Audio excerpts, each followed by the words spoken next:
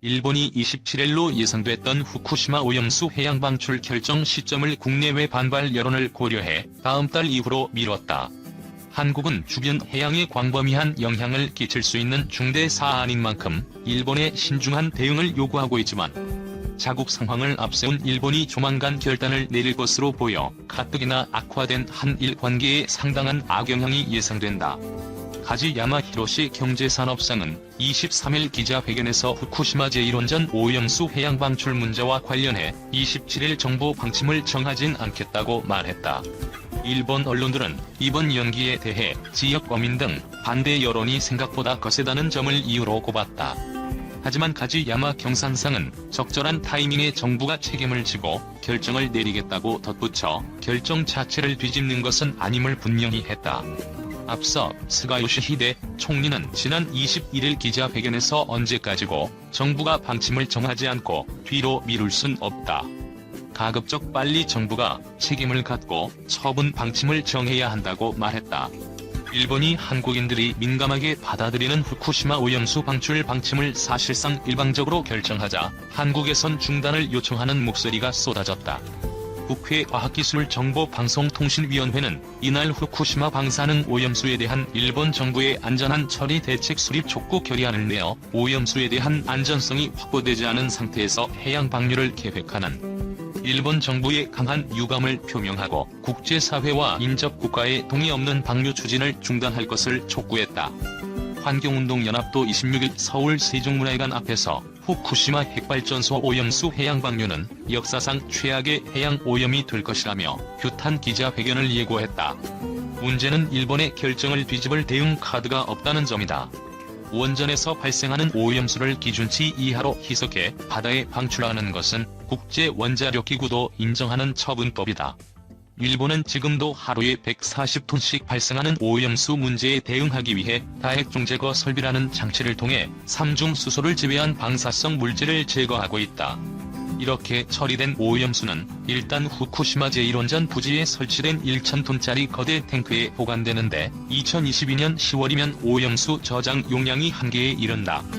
니혼 게이제이 신문은 일본 정부와 도쿄 전력이 오염수를 500에서 600배 희석해 배출 기준치 이하로 낮춘 뒤 방출할 전망이라고 전했다. 일본 정부가 해양 방출을 정식 결정하면 설비 건설, 기준 마련 등의 준비를 거쳐 2022년에 오염수를 바다에 처음 쏟아내게 된다. 일본 정부는 일단 자료 공개 등 한국 정부의 여러 요청엔 가급적 응한다는 입장이지만 얼마나 성실한 자세로 한국의 요구에 응할지는 알 수 없다. 앞서 22일 도미타 고지 주한 일본 대사는 투명한 정보 공개와 국제사회의 동의를 요구하는 이낙연 더불어민주당 대표에게 받아들이겠다고 답했다.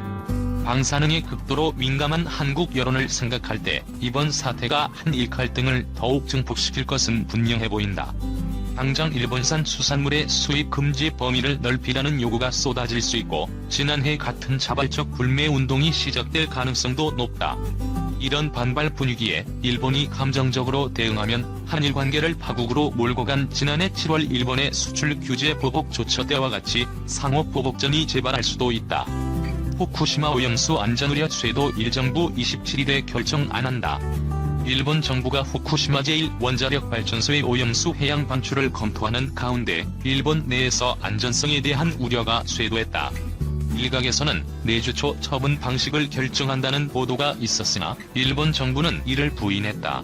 23일 교도통신에 따르면 일본 정부는 후쿠시마 원전의 탱크에 보관 중인 오염수 처리와 관련해 4,011건의 의견을 접수했는데 이 가운데 다핵종 제거 설비 등으로 거른 오염수가 인체에 해롭다는 의견 등 불안감을 표명한 것이 2,700건에 달했다. 의견을 표명한 이들의 약 67%가 안전성에 대한 의문을 드러낸 셈이다. 엄연히 반대하는 가운데 결론을 내서는 안 된다는 것 등 합의 절차에 문제가 있다는 점을 지적하는 의견이 약 1,400건이었다. 일본 정부는 오염수를 어떻게 처리할지 아직 결론을 내리지 않았으나 해양 방출 수순을 밟을 것이라는 관측이 지배적이다.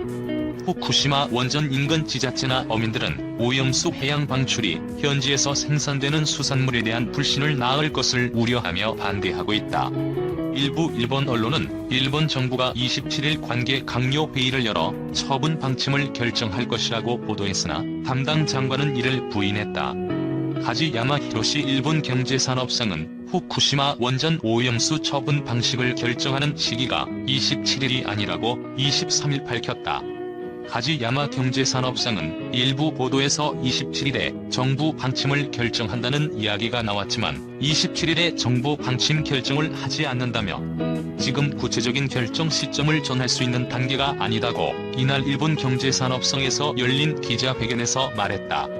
그는 현 시점에서 정부로서 처분 방침이나 결정 시기를 정하지 않았다며 관계 성청에서 더욱 검토한 후 적절한 시점에 정부로서 책임을 가지고 결론을 내고 싶다고 설명했다. 하지만 가지야마 경제산업상은 탱크가 가득 차게 되는 것도 있으며 한편으로는 일정 시기에 결정하지 않으면 안 되는 제약도 어느 정도 의식하며 해야 한다고 언급해 처분 방식 결정에 그리 오랜 시간이 걸리지 않을 가능성을 내비쳤다. 그는 결정하더라도 이행하는 것은 2년 후가 된다고 덧붙였다. 스가 요시히데 일본 총리는 최근 인도네시아 방문 중에 열린 기자회견에서 오염수 처리 문제를 언제까지나 방침을 결정하지 않고 미룰 수는 없다며 가능한 한 빨리 정부가 책임지고 처분 방침을 결정할 생각이라고 말했다. 최근 여러 온라인 커뮤니티에 이슈가 되고 있는 재밌는 글이 있습니다. 미국인의 10대 중 60%가 스시, 즉 초밥을 한국의 음식으로 인식하고 있다는 내용인데요. 한중일 3개국의 대표적인 음식들을 떠올려보면 한국은 김치, 비빔밥, 불고기, 중국은 딤섬, 마파두부, 북경 오리, 일본은 스시, 나토, 사시미 등을 떠올리는 게 일반적이죠. 현재 이슈가 되고 있는 글이 사실이라면 일본의 대표 요리로 꼽히는 스시가 국적을 잃어버린 상황인데 대체 미국 10대들은 어떻게 배우고 뭘 먹었길래 저런 엉뚱한 결과가 나와버린 걸까요? 영상 시작 전 좋아요와 구독 부탁드립니다. 우리 이상스쿨에서 해당 글의 출처를 알아보니 놀랍게도 일본의 라쿠텐 인포시크 뉴스였습니다. 이들은 미국의 1050명을 대상으로 간장, 라면, 초밥, 주먹밥, 생선회, 불고기, 두부, 튀김 이 8가지에 대해 어느 나라의 음식인지 질문했는데 그 결과는 일본인들의 기대와 달리 참담했습니다. 간장에 대해선 약 60%가 중국과 한국의 음식이라 답했고 라멘도 과반수가 한국 요리라 답하면서 라멘에 엄청난 자부심이 있는 일본인들에게 충격을 안겨줬습니다. 그리고 가장 충격적인 건 10대 미국인 중 절반이 넘는 60%가 일식의 대표 주자라 손꼽히는 스시를 한국의 음식이라고 생각한다는 것입니다. 이와 같은 글에 우리 네티즌들은 서양은 그때그때 유명한 동아시아 나라의 걸로 생각하나 보다. 일본이 열받았으니 됐다. 그냥 초밥도 우리 거 하자 등 재밌는 반응을 보였습니다. 그도 그럴 것이 얼마 전 우리나라에 갈비를 두고 일본과 감정이 상하는 일이 벌어졌기 때문입니다. 갈비를 일본식 발음으로 하면 가루비인데 일본 맥도날드가 일본을 대표하는 버거로 가루비 맥을 소개한 사건이 있었습니다. 일본에서는 불에 굽는 고기 요리를 보통 야키니쿠로 통칭하기 때문에 가루비 맥이란 표현은 다소 고개를 갸웃하게 만듭니다. 또 일본의 언어에서 기무치나 마코리처럼 외래어는 가타카나로 표기하는 게 일반적인데 가루비를 가타카나가 아닌 히라가나로 표기했다는 점에서 공분을 더했죠. 물론 표기에 있어서 오류가 난 게 아닐까라고 생각할 수는 있지만 일본인 특유의 음습함 때문에 방심은 금물입니다. 이들은 자꾸만 우리의 음식을 자신들의 것이라 주장하려고 호시탄탄 기회를 노리고 있기 때문이죠. 그 일례로 최근 들어 일부 일본인들이 SNS를 통해 김치볶음밥은 일본의 전통 음식이라고 어필하고 있습니다. 이들은 차마 김치만큼은 우기기 어려웠는지 김치는 한국 거, 그렇지만 김치를 볶은 생각을 한 건 일본이 처음이니 김치볶음밥은 일본 거라며 황당한 주장을 하고 있습니다. 일본이 이렇게 타국의 신문화를 뺏으려고 눈에 불을 켜는 이유가 뭘까요? 본인들의 전통 음식이 근본 없기 때문이 아닐까 싶은데요. 일본의 대표 길거리 간식이라 소개하는 타코야끼. 타코야끼의 원조가 따로 있었단 걸 아셨나요? 바로 덴마크의 에벌레스 키버인데요. 문어 등을 넣는 토핑만 다를 뿐 철판에 반죽을 붓고 굽는 방식과 겉모양은 타코야끼와 똑같습니다. 또 일식집에 가면 꼭 한 번씩 제공해주는 튀김 요리 템푸라. 꽃을 피우듯 튀김옷을 예쁘게 입혀 재료의 질감과 맛을 잘 살려 튀겨 나오죠. 하지만 이 음식도 사실 스페인과 포르투갈에서 즐겨 먹는 칼라마레 아라 로마나가 그 어원입니다. 일본의 튀김 요리는 에도 시대까지만 해도 없었기 때문에 스페인어 중 사계 제일이라는 의미의 카투오로 템푸라가 음식 이름으로 전해져 지금의 일본 템푸라로 정착됐다는 말이 오래전부터 이어져 왔습니다. 일본의 고로케 역시 프랑스의 크로켓이란 요리에서 발전한 건데요. 돈가스의 어원인 독일의 슈니첼, 일본의 당구는 중국의 탕원, 샤브샤브는 중국의 훠거로 그 어원이 꼽히죠. 물론 서양의 문물을 받아들여 본인들의 입맛에 맞게 어레인지하는 건 나쁜 게 아닙니다. 하지만 그것을 자신들의 전통 음식이라 주장하면 문제가 되죠. 예를 들어 우리나라는 당연히 짜장면과 짬뽕을 한식이 아닌 중식으로 표기하지만 일본에선 김치볶음밥을 포함해 앞서 언급한 음식들을 일식으로 표기하고 있습니다. 이런 고집불통 문제인 일본에게 우리의 음식을 지켜내야 하는데 때마침 얼마 전 반가운 소식이 전해졌습니다. 아시아에서만 통용되는 한국인의 매운맛 고추장이 김치와 인삼에 이어 우리나라 세 번째로 국제적인 규격으로 인정받은 건데요. 농림축산식품부는 제43차 국제식품규격위원회 코덱스 총회에서 우리나라 고추장이 세계 규격으로 채택됐다고 밝혔습니다. 코덱스는 소비자 건강보호, 식품의 공정한 무역을 위해 세워진 국제기구로 163개 회원국으로 구성되어 있으며 각 식품들이 전 세계적으로 통용될 수 있도록 기준을 설정하는 역할을 하고 있는데요. 코덱스에서 고추장이 세계 규격으로 채택된다는 것은 사실상 전 세계의 인정을 받았다는 겁니다. 이로써 고추장이라는 우리 고유의 명칭을 그대로 사용해 칠리 소스 등과 구별되는 독자적인 발효식품으로 세계에 인식시킬 수 있게 됐죠. 또 한류 등의 영향으로 지난해 기준 미국, 중국, 일본 등 약 100여 개 국가에 17,000통 이상 3,767만 달러 상당 규모로 수출됐을 정도라고 합니다. 세계인의 입맛을 사로잡아 우리의 음식을 알리는 것도 당연히 중요하지만 고추장의 경우처럼 세계적인 규격과 같은 등록 행위 역시 매우 중요합니다. 왜냐하면 일본이 우리의 전통 음식인 김치를 뺏어가려고 했었기 때문인데요. 당시 일본에서 절인 음식 기무치를 코덱스에 등재하려는 움직임을 보이자 우리나라가 발빠르게 대응해 김치 규격을 얻을 수 있었습니다. 이후 김치는 활발한 수출 사업을 통해 세계인 밥상에도 얼굴을 내미게 되었는데요. 특히 올해 3분기에 김치 수출은 놀랄만한 성과를 얻었습니다. 코로나19로 세계인들이 건강에 관심 갖기 시작하면서 면역력에 좋은 식품으로 알려진 김치 수출이 급증했습니다. 김치의 수출액은 전년도와 비교해 무려 38.5%나 늘어났죠. 또 우리 음식 중 세계 규격으로 인정받아 수출 효자 상품이 된 경우도 있는데요. 그것은 바로 인삼을 활용한 제품들입니다. 인삼 제품은 지난 2015년에 코덱스 세계 규격 획득에 성공했습니다. 여기서 얻은 규격은 의약품이 아닌 식품이나 식품 원료로 사용되는 인삼 제품이었는데요.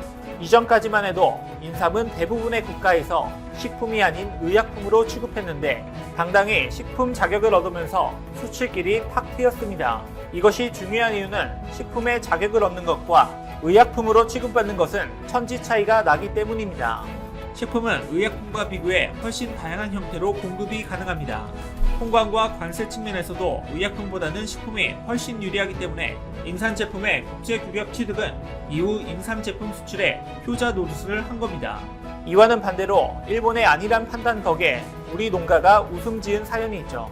포도계의 에르메스라 불리는 샤인머스켓은 일본 연구기관에서 30년에 걸쳐 1988년에 개발한 품종으로 2006년 정식으로 품종 등록을 했습니다.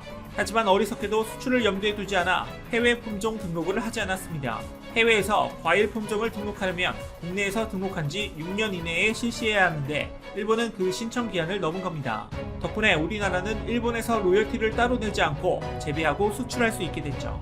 또 지난해 국산 포도 수출액은 2,280만 9천 달러, 수출 물량은 1,866톤이었는데 그중 샤인머스켓이 차지하는 비중은 수출액 72%, 수출 물량 49%로 추정하고 있습니다. 특히 중국과 동남아를 중심으로 한국산 샤인머스켓이 인기가 높습니다. 왜일까요? 이유는 간단합니다. 중국산보다 품질이 좋고 일본산보다 가격이 저렴하기 때문입니다. 심지어 코로나 쇼크로 전세계 경제가 마비된 와중에는 라면, 밥, 삼계탕, 두부의 수출이 급증해 재난에도 적합한 식품으로 인정받으며 저력을 보이고 있습니다.